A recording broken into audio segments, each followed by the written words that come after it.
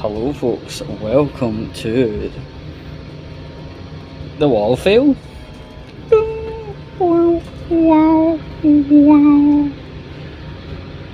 And this episode is entitled Wall Fail, the Double Dunce Special. Now we're on a bus going up the West End, and that's absolutely fine, that's not the problem.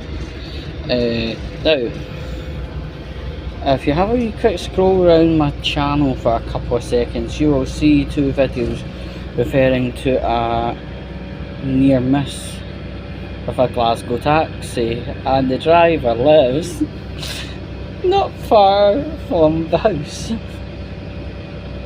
That's the locality we're talking about. So just to kind of briefly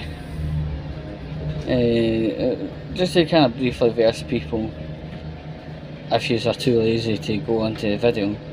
But basically my mum's just saying I were on a pavement doing what pedestrians should be on a pavement, and a Glasgow taxi wrapped in Voltec sponsor wrap did a U-turn, came onto the pavement and almost hit my mum. Now for 3 days Mr. Taxi Boy had hid his taxi elsewhere. It's been around today, it's probably going to be around by the time I get home. But anyway, that's the first dunce of the day. Dunce number 2 came in yesterday. Give a clap for dunce 2. Right. Okay, so there we go. Right, so you know, it was uncertain if I was going to get Guy Fawkes off from work, right? So it came to a kind of general consensus yesterday, you know, set these fireworks off, and what I mean is it's like literally, you know, them wee small kind of cake box type things.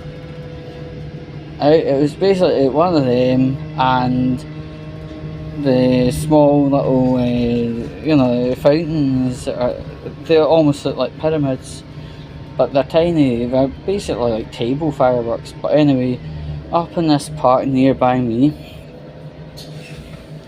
and we set them off, and as I was setting them off, I was aware of this lady and her dog, and she literally looked like a Karen.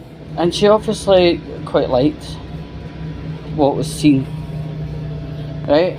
And the thing is, before we did this, we had contacted a non-emergency SFRS number, asking, you know, once the fireworks extinguish, how long do we leave the little cases?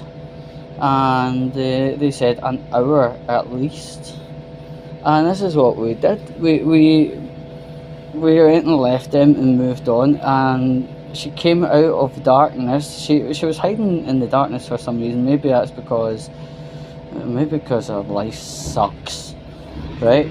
But anyway, she started getting verbally abusive towards my mum. Now just remember this: a son will protect his mum at all costs. So, you know, I told the woman to shut her whore mouth. I told her to get to fuck, go home and cook her dinner. And I said, if you're that not happy, just phone a helpline, get help, get a beating. To be verbally abusive to somebody you've never met in your life, wow, your life sucks arse. And the thing is, the way she came through from darkness, I even got a bit of an internal jump scare, you know. And you know, that kind of harsh, husky Karen voice, you know, it gives you a fright, especially when visibility isn't that good. And when I heard her being abusive, I'm sorry, but it bets her off. Abuse my mum, I'll abuse you. Simple. She shouldn't be talking to strangers. This is how people disappear. Take it whatever way you fucking want. Right?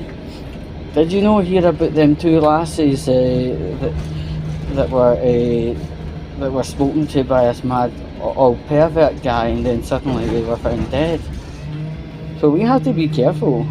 We really have to be careful. I'm not wanting to be fucking having my legs dangling from inside a bin. But anyway, you can tell I'm raging. It's been an absolutely frank, awful weekend with the taxi incident, then Karen, you know, probably not in the best of frames of mind. Only talk to people that you know. Don't talk to people you don't know, and certainly don't try to start a verbal fracas with somebody you've never met. Like, fuck off. This is the end of the world with you.